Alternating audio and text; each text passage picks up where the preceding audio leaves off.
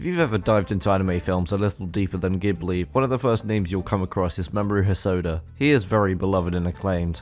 I talked about 3 of his films in the Annie nominees video, those being Boy and the Beast, Mirai and Belle, all of which I liked, even if it was lukewarm in the case of Mirai. He also helmed Baron Omatsuri and The Secret Island, commonly cited as the best One Piece film, as well as The Girl Who Let Through Time, Summer Wars, and the audience favourite Wolf Children, all of which are very well regarded films that I enjoyed quite a lot. In that video I said, and I quote, "I always look forward to his next project." And mere days after I recorded the commentary for that video, his next film, Scarlet, premiered at the Venice Film Festival and did not get a good reception at all. And having now seen the film, I really wanted to talk about it because, while I had gone in with lowered expectations, albeit still being optimistic, it not only was exactly as disappointing as people had been saying, but many of the ways in which it didn't work were genuinely not what I expected at all. And it actually makes for a very interesting topic of conversation. Something I do want to point out about Hosoda is that arguably his 3 most acclaimed films, The Girl Who Let Through Time, Summer Wars, and Wolf Children, were notably co-written with the writer Satoko Okudera,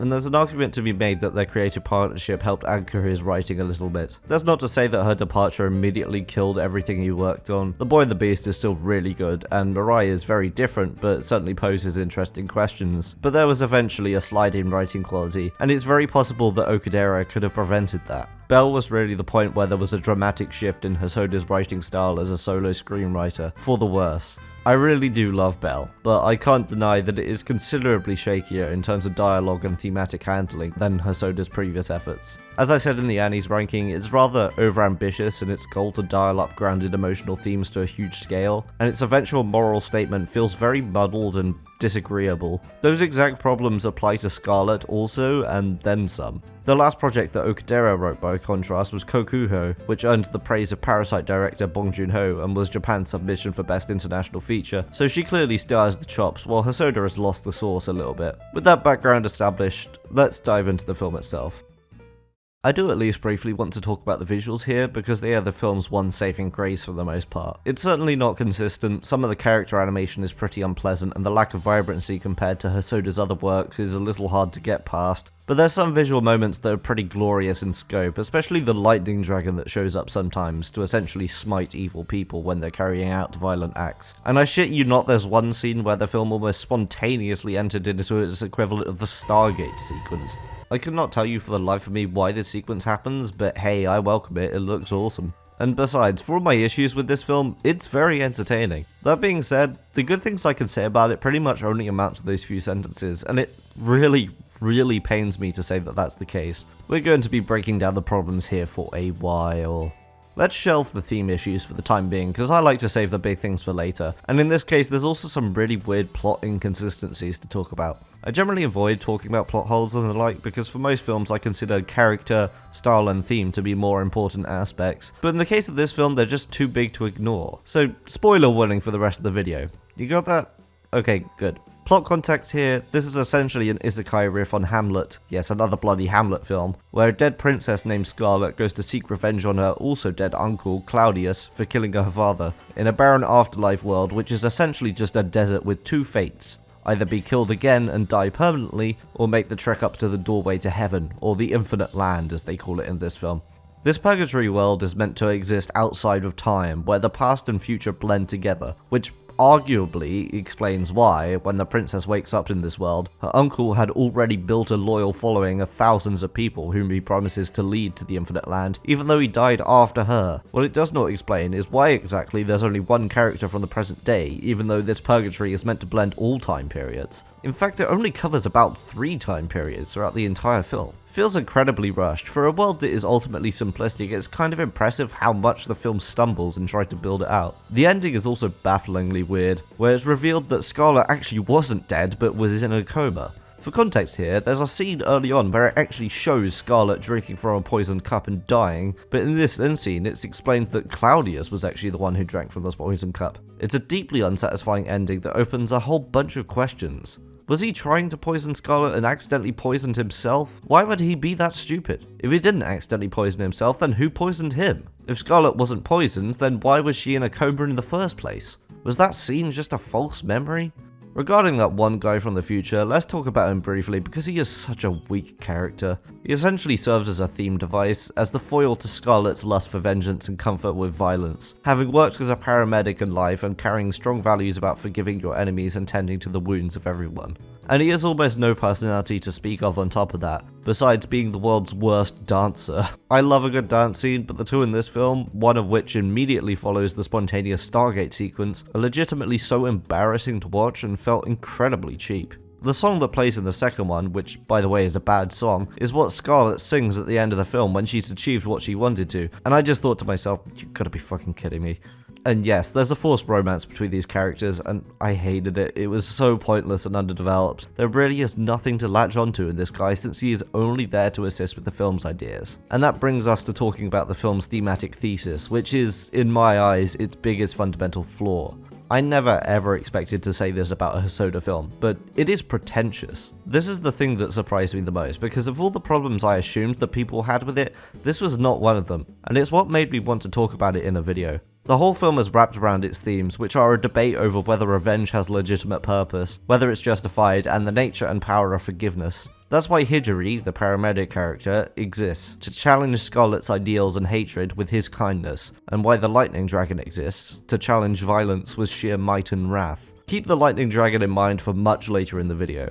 Notably, Claudius is a completely irredeemable character. He killed a well-liked king to usurp the throne, started wars, kidnapped and tortured people for no reason, and caused mass famine. He was a tyrannical ruler in life and even managed to extend his influence in death, constantly sending people to kill Scarlett a second time. Also notable is that Hijiri is on the complete opposite end of the spectrum to Claudius. He is, for much of the film, naive, and gets into extremely dangerous situations thinking that non-violent methods of negotiation are potentially fruitful. When he eventually changes his mind on this in a rather dramatic event where he actually kills two people, it feels sudden as there's no point prior where he really mulls over the fact that not everyone has mercy in their hearts, which makes it especially weird that this action isn't really ever questioned again. The film should be treating this event as something more important than it does, given how closely it ties into what Hosoda is trying to say.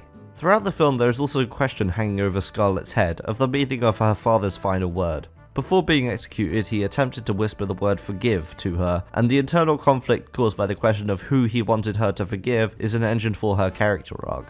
The specifics of how she ponders this throughout the film need not be dwelled on, but the answer it provides does, because it makes absolutely no sense. If you were, like I was, worried that the answer was forgiving Claudius, rest assured it dispels this idea, but it replaces it with something that is not much less stupid and is considerably more incoherent, which comes in two parts. First, we get the answer that her father was telling her to forgive herself, which might have made sense if it had a meaningful setup. The reason this doesn't land is that Scarlett never really blames herself for not being able to prevent her father's death as a child, which is the internal conflict that would need to be well established for this resolution to land. In the context of how the story is written, it's essentially the end of a character arc with no beginning or middle, like a thematic jump scare. And what follows this is a rapid-fire glurge about how she won't kill Claudius, not because she forgives him, but because she's done playing a part in perpetuating the cycle of violence. It should be immediately obvious what the issue with that sentiment is, but just hold that thought, because to really hammer the point home, for the first time on this channel, I'm going to pivot to talking about a game. 1000 Times Resist is a narrative-driven sci-fi game set in a post-apocalypse, and is first and foremost a story about morality and forgiveness. Total spoilers ahead for this game right up until the ending, so I highly recommend playing it yourself if you haven't already. It's absolutely fantastic. For the rest of you, here's the background. The game is set in a world where humanity has been wiped out by a disease carried by alien visitors known as occupants, and the only survivors are a girl named Iris who is immune to the disease, and her clones, which are each assigned functions in this new society of Iris types. Iris becomes a kind of god to the clones, known to them as the All-Mother.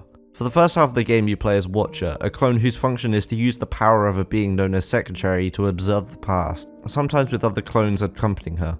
Through these you learn about Iris's troubled past, with family issues and how she mistreated her best friend Zhao, and begin to build a picture of the events leading up to the effective end of the world.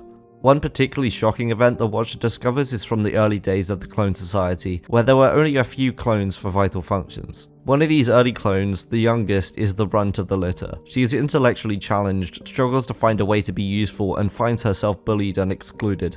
In an effort to appease Iris, she attempts to clone Zhao, but her clone is defective and Iris gets angry and in a fit of rage removes the clone's immunity to the disease. This memory ends up being the primary catalyst that drives Watcher to kill Iris, as shown at the very start of the game. In the second half, where you play as a different clone, you find out that the leader of the clones, Principal, who at this point is now running a fascist regime, is actually the youngest, and very importantly, had been manipulating the visions in the first half in order to bend the beliefs of Watcher. It's left ambiguous exactly what visions were manipulated and in what way. Did Principal hide even crueler actions at Iris's hands, perhaps to prevent other clones getting involved with the revenge? Or did she make Iris seem like a worse person than she was, in order to cause Watcher to carry out an act that she'd always wanted to happen but didn't want to suffer the consequences of? All Watcher knows is that whatever the case may be, whether or not Iris was a terrible person, it is now too late. The choice is no longer there, and she is not in control of her fate. At the end of the game, after working with a revolution of various clones of Iris and Zhao types as well as the original occupant, you use Secretary's power to show every clone in the society the truth of everything that Principal covered up. And this time, as the player, you do have the choice. Every single clone or group of clones left in the society can be either left alive or killed. Their fate is entirely in your hands. It's all down to whether you forgive their actions and whether you believe they'll change. The game doesn't really judge you for whether you forgive anyone or not. It's thought-provoking, it really makes you interrogate your own ideals, but is understanding of whatever conclusion you come to. Me personally, I picked on the basis of what I thought would end the cycle of violence. In theory, I could forgive the past actions of the youngest or the Red Guard, despite how heinous they were, if I believed they'd change their ways after being shown the truth, but I simply was not confident that they would, because of how strong their motivations for clinging to power were. There's a strong element of uncertainty in that choice. I don't really know if it was the correct one, but in that moment I believed that the youngest needed to rest after all her years of living a life of bitterness, and that the Red Guard's ideals didn't belong. The game understands that there are nuances to this, that people are complex characters and they're incredibly difficult to judge, and that the power of life and death being in your hands is an immense responsibility to wield, with which you won't always make the right choice. At long last, we return to Scarlet's statement that she will not kill Claudius because she does not want to take part in the perpetual cycle of violence. She only wants it to end. In 1000 Times Resist, I understand the reasoning why a player might choose to let anyone, even the youngest, live. Because her tyranny comes from deep-seated pain, and for everyone else the truth had been obscured from them. However, in the case of Claudius, his tyranny comes not from pain but from pure evil. The film even makes this clear. Even until the bitter end, he is trying to kill her. He is still of the belief that only he and his queen belong in a heaven he doesn't understand. Doesn't even acknowledge that in some cases execution is the only way to end the cycle of violence, or even is a legitimate option like 1000 Times Resist gives you. And that's even ignoring the fact that this is one of those cases. Scarlet knows what Claudius is like. He loves to kill and torment for no reason, and he still has legions of followers and soldiers in the afterlife who will willingly carry out his dirty work, in the belief that he can open the gate to the infinite land for them. If she kills Claudius, she will still be free of hatred and vengeance, as her father's ghost says, with the only difference being that not killing him will leave her unburdened of the weight of being the executioner, but very likely bring suffering to countless others, which is the main thing she cares about. The cherry on top of all of this is that after she says she won't do it, the lightning dragon appears and kills him anyway, seemingly knowing that he's too dangerous to be left alive. This is an action that is in stark disagreement with everything that Scarlet just said. Essentially, the conclusion of her character arc is so morally confused that a literal god of this realm comes to correct her mistake, and yet the film still treats everything she says like the correct moral takeaway. It is pure luck that it ended this way. Had the dragon not existed in this realm, Scarlet would have been killed and Claudius would have lived to exert tyranny another day, all because she didn't want to continue playing a role in a revenge quest right when she had the solution at her fingertips. It is totally illogical. Anyway, that's what I've got for this one. That was rather a lot of words for a film that I honestly don't hate. It's messy and a huge disappointment coming from Hosoda, but the main reason I made this video is not because I really wanted to vent about my problems with it, but because I thought it prompted a genuinely interesting discussion about its themes. Plus it gave me an excuse to talk about 1000 Times Resist, which is in my all-time top 5 games, albeit me not exactly being a gaming connoisseur. Maybe one day I'll find a film that gives me an excuse to talk about Eclipsium, that would be fun. See ya.